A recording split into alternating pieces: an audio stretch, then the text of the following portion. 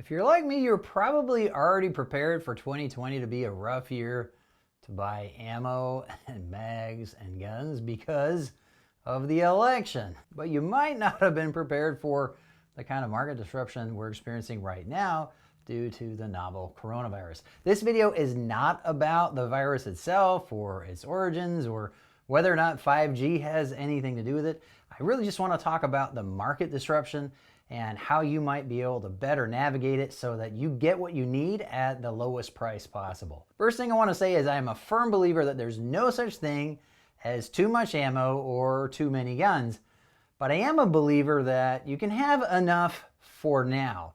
And if you can say you have enough for now, I wouldn't be participating in this market in the first place.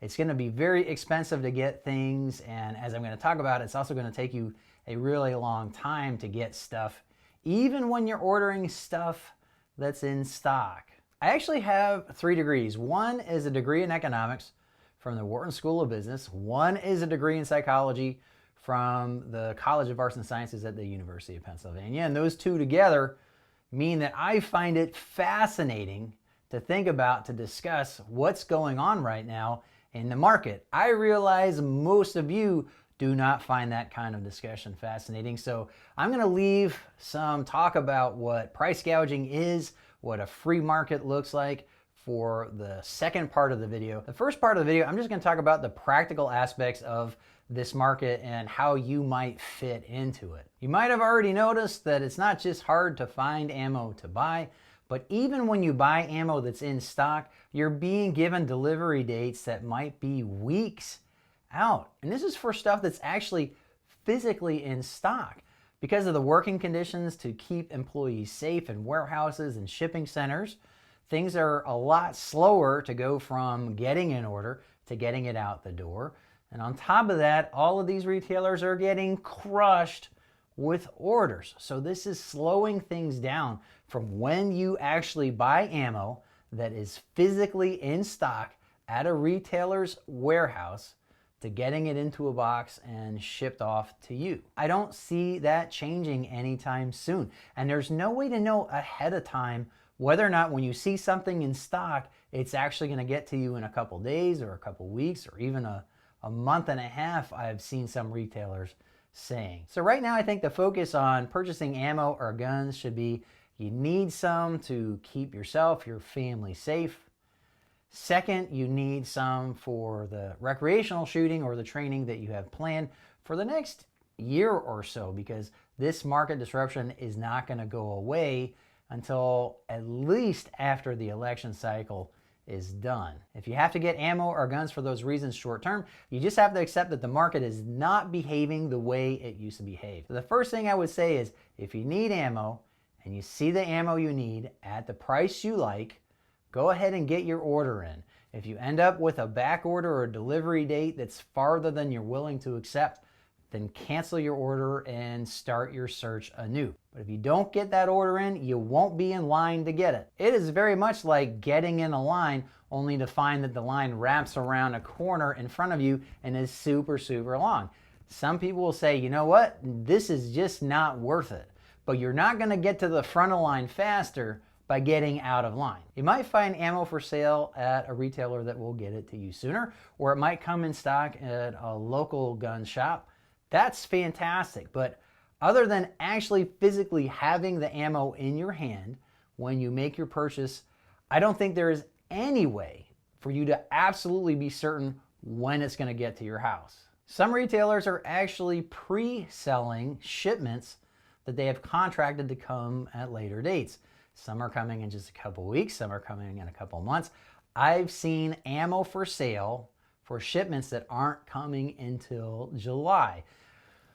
If you're comfortable doing that, again, it gets you in line, but the guarantee that you're actually going to have ammo at the end of that order is definitely lower than places that say, no, we have it in stock, it's just going to take a while to ship it to you. I cannot tell you what to do. Again, you just have to be aware of this when you make your purchase. Getting mad that we find ourselves in this difficult situation in the first place is fine. Getting mad at retailers for all the problems that this situation is causing for them, I think is irrational. No major retailer wants to take your money and then not get you the stuff that you paid for. Certainly some are handling it better than others, but I don't think that there's any conspiracy here to separate you from your money without getting you your ammo. The only way to find the best prices on stuff that's available to order right now is to keep searching these retailers. And that's what I'm doing all day long. I'm posting stuff as I find it up on my Facebook page. You can find it at facebook.com/twangandbang.net, and that's spelled out DOTNET. You do not have to have a Facebook account or log in or anything like that to go to my Facebook page and scroll through the posts. Even if you have a Facebook account, you cannot count on Facebook putting my posts into your newsfeed. Only about 3% of my followers on Facebook are getting these posts. This is the same way at all gun channels. All of our content is throttled horribly. This isn't tinfoil hat stuff. This is stuff that everybody can easily show in the analytics that we get. You can certainly hit the get notification button on my page, and that'll put a little notification up in the menu when you log into your Facebook page, but you'll probably get a lot of those just from my page, and certainly even more if you're getting notifications from a lot of different pages like mine. I recommend that you just go to my page, even if you have an account, and scroll through my most recent posts to see if there's anything there that interests you. I'm putting out posts first thing in the morning of anything that was released into stock overnight, and I'm checking it throughout the day, but generally things don't get released into stock again until later in the afternoon. And on that point, you're going to see a lot of the same ammo coming up for stock, then going out of stock, coming up for stock and going out of stock at a lot of these big retailers. That's one of their workarounds with the system that they have for a shopping cart that has caused a lot of these out of stock problems in the first place. This is kind of the online retailers Y2K problem, and that a lot of retailers, not just gun retailers, not just ammo retailers, have shopping carts that look at the inventory control system when they allow you to add something to your cart. But from there, the shopping cart payment system is separate from the inventory control system. So once you put something in your cart doesn't keep checking back to see if things are still in inventory. You go through the whole payment process, you pay for what's in your cart, and then at that point, your order is completed as far as you know. But then that order gets sent to the inventory control system again, where it might be so far back in line that all the ammo that you ordered is already gone. That happened very early on in the situation where lots of people were getting told, sorry, we sold out of the ammo that you paid us for and we have to cancel your order. And so the solution for a lot of these retailers has been to just allow a little bit of their inventory to show up online at a time to avoid situations where they have to cancel an order outright because their shopping cart was slower than the inventory being cleared out. This is a problem that cannot be fixed right now. It can only be managed, and that's one of the ways they're managing it. So before I get into the economics portion of the video, I want to recap. Now is like no other time in retail, especially for guns and ammo, so don't expect it to be.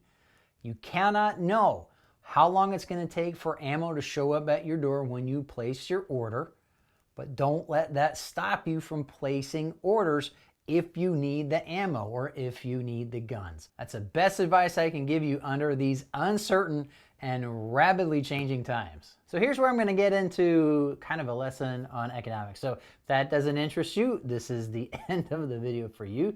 But if you want to learn about price gouging, about free markets, and about what's going on right now as far as what economists see, that's what I'm going to be talking about now.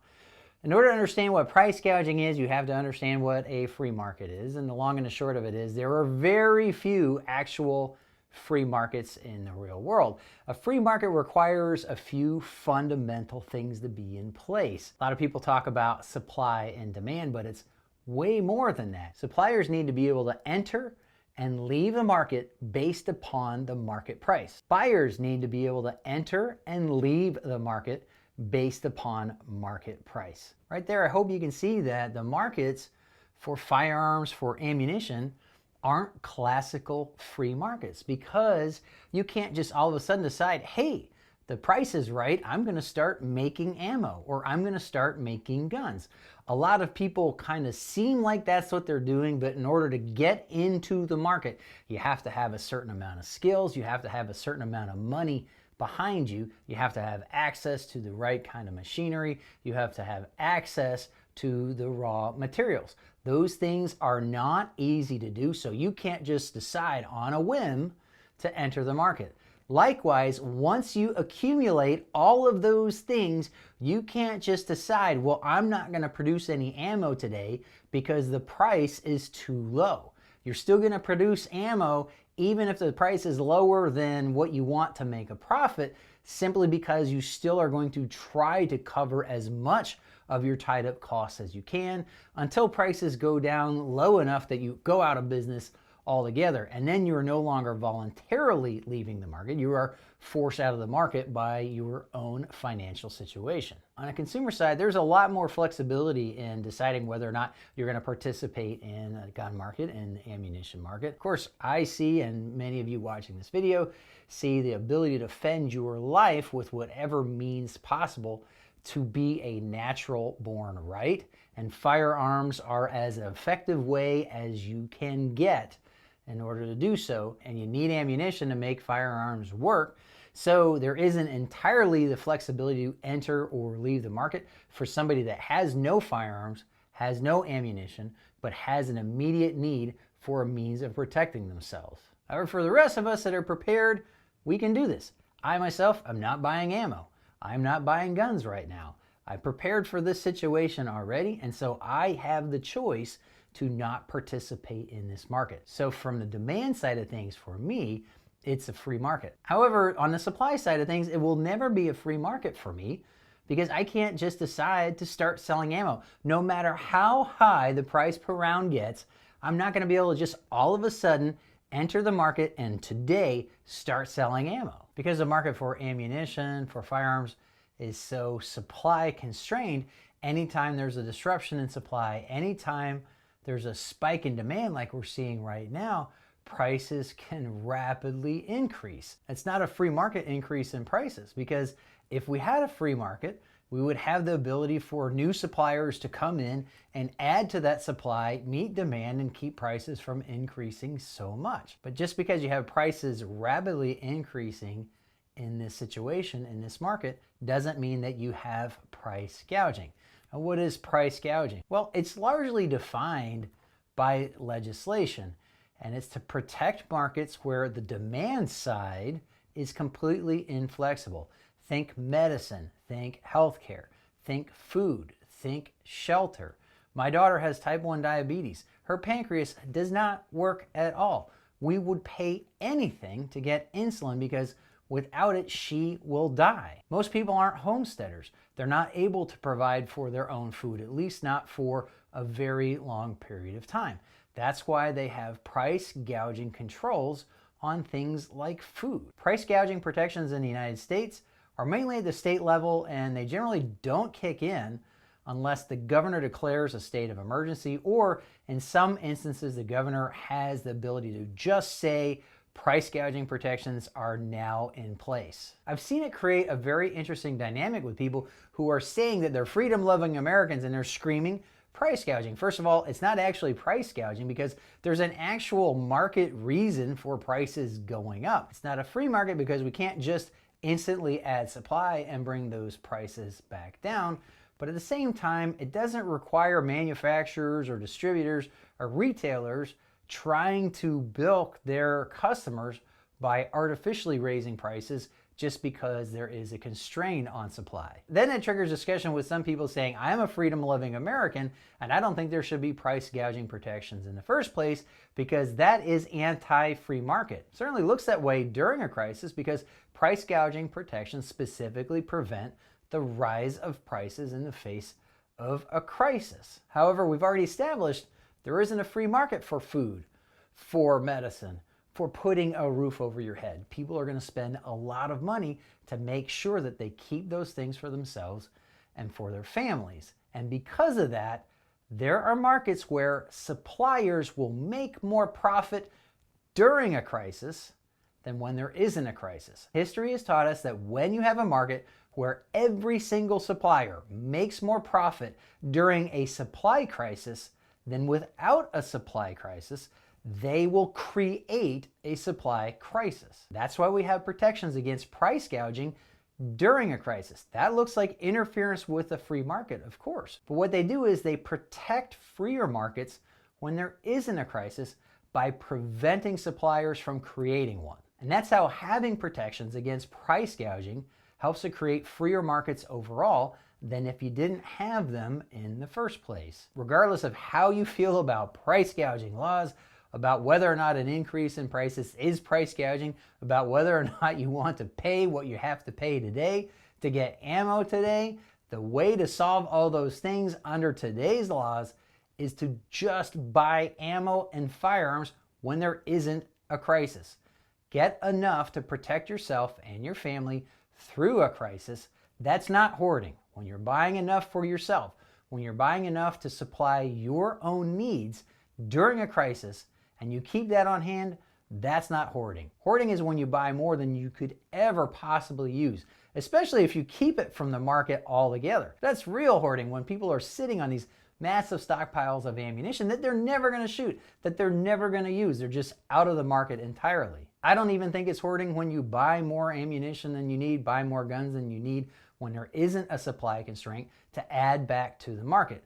What I have a problem with is when you have retailers trying to do right by their customer, selling things at below market price, which are then bought up in mass by individuals, by distributors themselves, by gun shops themselves, only to turn around and price it at market price, and then they make the arbitrage. They make the difference in that price between what the good retailer was charging to get it to a regular customer like you or me, so that they could sell it to their own customers. That is despicable. If you made it this far in the video, I really appreciate it. I'm not going to be doing a lot of videos on economics for sure, so be sure to subscribe to see what I am going to be doing. I really appreciate you watching Twang and Bang, and I hope to see you next time.